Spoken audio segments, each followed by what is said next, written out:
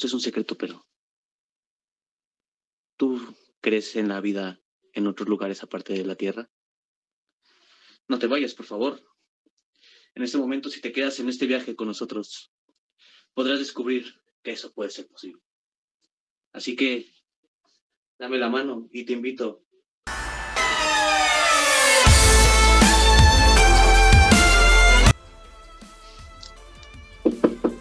¿Sigues ahí? Perfecto. Quiero que pongas atención, porque en este viaje no voy a estar solo. Tengo 8 investigadores bastante capacitados para esta información y de fuentes bastante claras, por supuesto.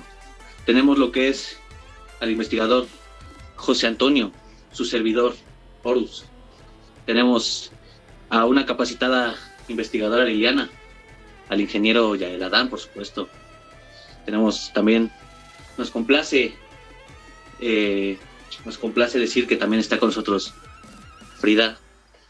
Tenemos también nuestra investigadora Valeria, nuestra investigadora Andrea y, no por menos importante, nuestro investigador Emiliano, claro que sí.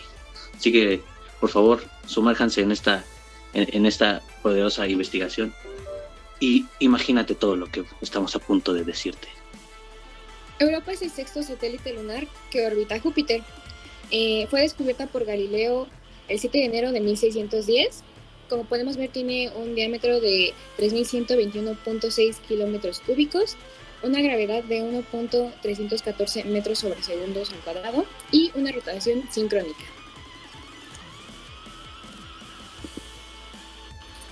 La luna de Júpiter es un lugar con condiciones extremas y diversos componentes, por ejemplo sus océanos, los cuales son más grandes incluso que los de la Tierra. Su capa de hielo cubre toda la superficie, por lo que sus temperaturas pueden ser incluso más bajas que las de la Antártida. Y debajo de ese hielo podemos encontrar ventilas hidrotermales con géiseres con CO2, metano, hidrógeno, sales, etc. Debido a todo esto, y a lo que parece ser lo único que tiene a su favor, que es que tiene una atmósfera de oxígeno, esta luna se consideraba imposible de habitar, o eso se pensaba.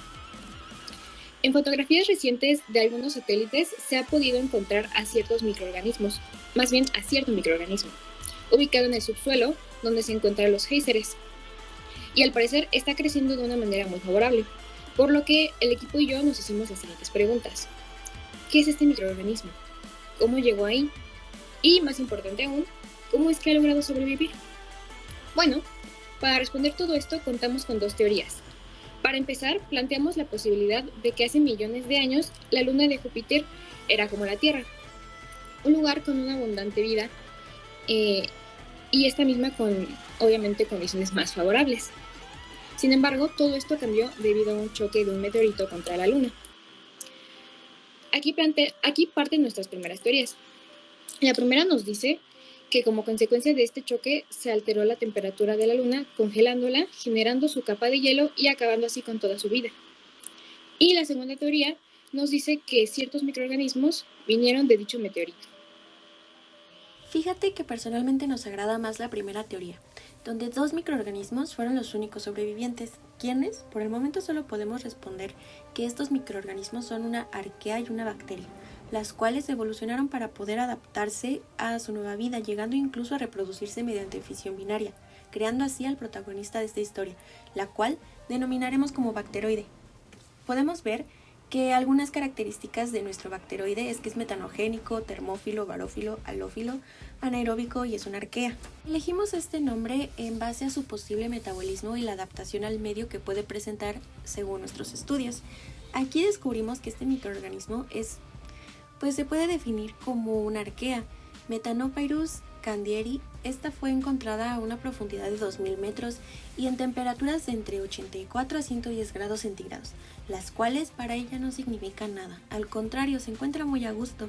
Tiene una máxima resistencia a 122 grados centígrados y vive en ambientes de hidrógeno y CO2, a condiciones con las que se encuentran los géiseres en los que habita. Ahora, ¿por qué Methanopyrus candieri es una arquea? La respuesta es porque el hidrógeno y el CO2 del medio, nuestro protagonista, va a utilizar la metanogénesis. la cual en resumen es una vía que utilizan las arqueas para reproducir tanto hidrógeno como CO2 en metano, como el azufre elemental del medio a las temperaturas ya antes mencionadas. Bueno, como nos han dicho, creo que todo parte de lo que es evolución y adaptación. Entonces, si tan solo hubiera una forma en la cual arquea y bacterias se unieran para generar lo que sería su nuevo metabolismo por medio de metanogénesis, pues creo que tenemos un poquito de idea y la lógica para poder explicar esto. En primer lugar tenemos la energía que se consigue a base de lo que es la metanogénesis, que va a actuar como nuestra cadena transportadora de electrones y por ende va a ser la principal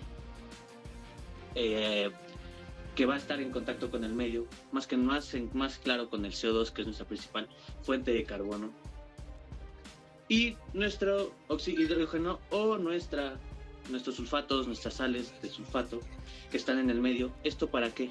Pues va a ser el donador de electrones que necesita nuestra vía para poder activarse y empezar a generarse las vías.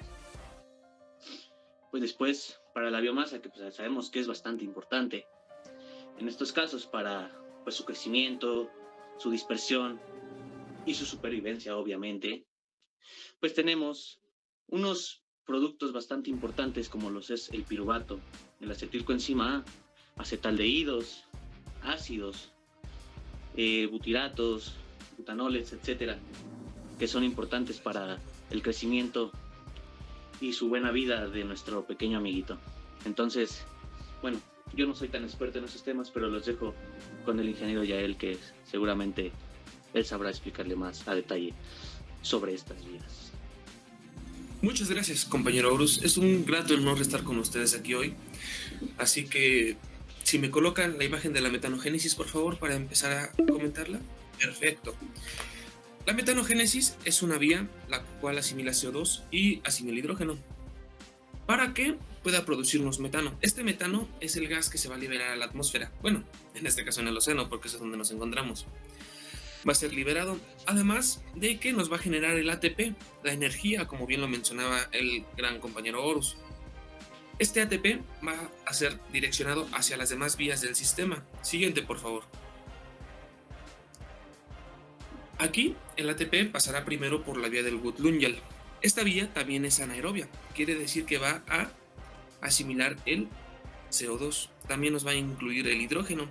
Y el mismo hidrógeno va a reducir algunos compuestos que tiene dentro de la misma célula para que puedan ser oxidados por la vía. Para que después de todos los pasos en conjunto nos pueda producir el acetilcoenzima A. La vía de Wood-Lungel se va a tomar tal y como está, porque nuestro bacteriode, de acuerdo a los estudios que se realizaron, contiene todo lo necesario para realizarla. Entonces, una vez obteniendo el acetilcoenzima A, ese se va a direccionar a la fermentación ave, en el paso en donde se dividen todas las demás vías. Entonces, este acetilcoenzima A, dependiendo de la ruta que escoja, puede producirnos, como ya se mencionaba, acetato, etanol, butanol, acetona, entre otros compuestos. Ahora bien, de todos estos compuestos que se puede llegar a producir, el más importante de todos es el piruvato. ¿Por qué? Porque el piruvato puede pasar también por una piruvato descarboxilasa y con ayuda de biotina nos va a producir oxalacetato al final de la reacción. Esto es muy importante. ¿Por qué? Porque el oxalacetato es el que nos va a ayudar a producir biomasa, o en dado caso nos va a ayudar a producir ácidos nucleicos que posteriormente nos ayudan para que la célula pueda seguir multiplicándose. Ahora bien, otra ruta del piruvato que puede seguir es la del lactato, el cual nos va a producir el lactato. Bien, el piruvato es lo que más nos importa, pero ¿qué pasa con los demás componentes? Ok, los demás componentes se pueden quedar dispersos en el medio. De eso no hay ningún problema.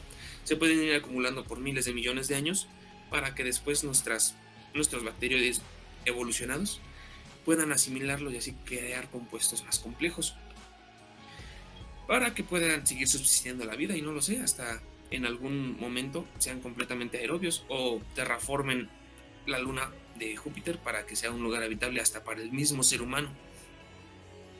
Ahora bien, cabe mencionar que las arqueas metanogénicas, que es de donde nos basamos, pueden asimilar el acetato también para poder generar metano. Así que aquí ya tendríamos dos fuentes de donde poder tomar la metanogénesis.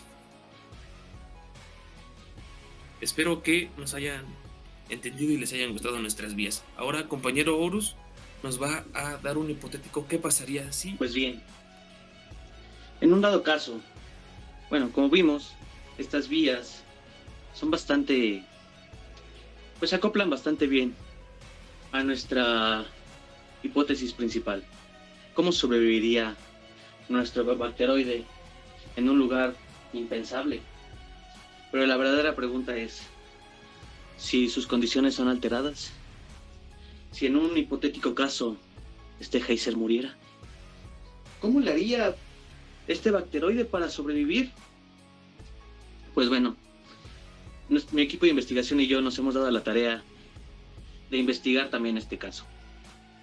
Por medio de las ventilas hidrotermales que fueron bastante importantes sobre las características que les mencionamos al principio, pues este bacteroide lo que haría es, se va a transportar en esas bacteroides, en esa ventila hidrotermal, para migrar hacia otro geyser que está vivo y pueda aprovecharse de sus minerales. Pero, ¿cómo va a sobrevivir? ¿Cómo va a conseguir esa energía si ya no hay CO2? Pues bueno, amiguito, qué bueno que preguntas, porque eso es muy importante. Se plantea una vía en la cual, por medio del sulfato de magnesio que está presente en nuestra agua del océano de la luna, pues esta la va a ocupar para generar esa energía, pero no para generar biomasa, ojo. Esto nada más es para mantenerse viva, para sobrevivir, en lo que encuentra otro geyser y llega a un lugar con adecuaciones que sean aptas para su crecimiento nuevamente. Pero bueno, ¿y cómo lo hace? Pues bueno, esto lo hace por medio de la vía SOX. ¿Y qué es eso? Pues bueno, mira. La vía SOX te la voy a explicar en este momento. No puede ser, nos encontraron. Se los voy a dejar de tarea. Y no les quede claro, no los encuentren, porque esta información no puede salir a la luz. Te lo explicaré en un futuro si logras sobrevivir en este momento. Adiós.